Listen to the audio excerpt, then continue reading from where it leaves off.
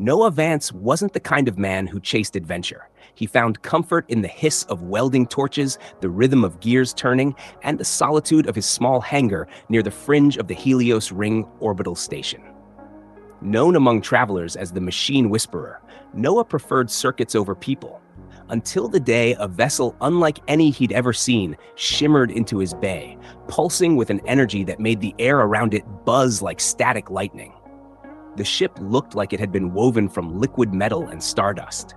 Its hull rippled with colors outside the spectrum of normal vision, constantly shifting as though the vessel itself were breathing.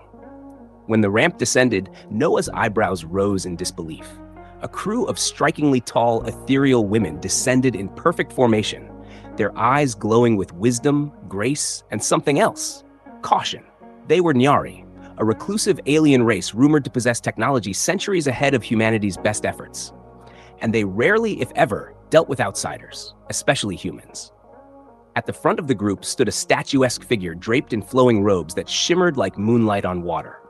Her skin held a pearlescent sheen, and when her eyes met Noah's, he felt as though she were scanning his soul. "Human," she said with cool precision, "we require your skills. Our ship's core is failing. None among us can repair it. But we have heard that you fix the impossible."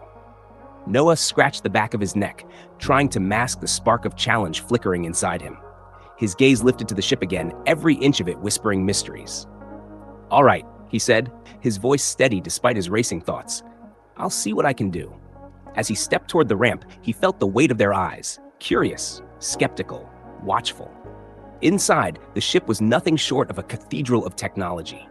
Walls hummed softly with energy, light danced through conduits in patterns he couldn't decode. Human tools felt clumsy in his hands here, like using a hammer on glass.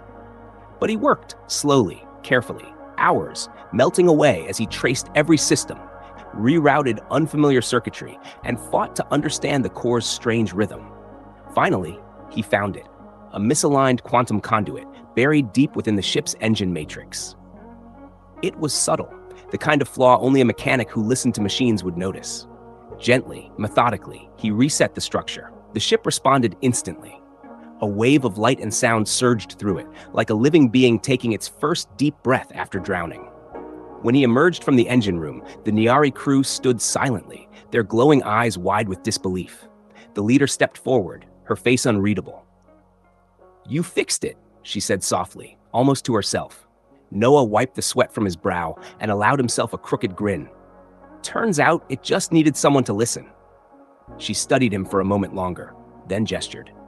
Another Nyari stepped forward and placed a small, radiant cube in her hand, pulsing with the same strange energy as their ship.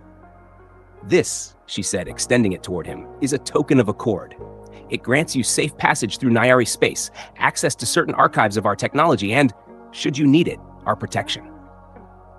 Noah stared at the cube. It was glowing warm in his palm, yet felt almost weightless. "Why give this to me?" he asked, still processing the enormity of what he held. Her voice softened for the first time. "Because you did what none of our own could. Because you earned it." Just when he thought the moment was over, she leaned in slightly. "There is more. This token is also a beacon. If you ever find yourself in danger, send the signal. We will come." And with that, she turned, leading her crew back onto their ship. Noah stood there, alone once more in the docking bay, watching as the sleek vessel lifted into the stars and vanished without a trace. He looked down at the token again, still pulsing like a heartbeat. For a long moment, he just stood in silence, trying to understand how his quiet, mechanical life had just collided with something far bigger than he'd ever imagined. But as he turned and headed back to his workshop, the weight of what had just happened finally settled into something else: possibility. He slipped the token into a hidden drawer beneath his workbench, not to hide it, but to keep it close. Weeks passed. Life returned to normal, or at least tried to. But one night, as Noah was closing up, alarms blared across the station. Pirates. Ruthless raiders had breached Helios Ring's defenses, tearing through the outer bays, demanding surrender. People ran. Panic surged. Noah, against every survival instinct, didn't run. Instead, he pulled the Nyari token from its drawer. He didn't know if it would work, didn't know if they'd come. He activated it. Moments later, a streak of light split the sky.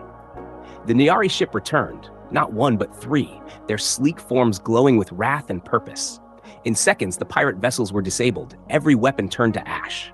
The Nyari didn't speak, they didn't threaten, they simply handled it. Then, without a word, they vanished again. Noah stood in the aftermath, surrounded by smoke, survivors, and silence. He exhaled slowly. Maybe he hadn't just fixed a ship that day. Maybe he'd rewired fate.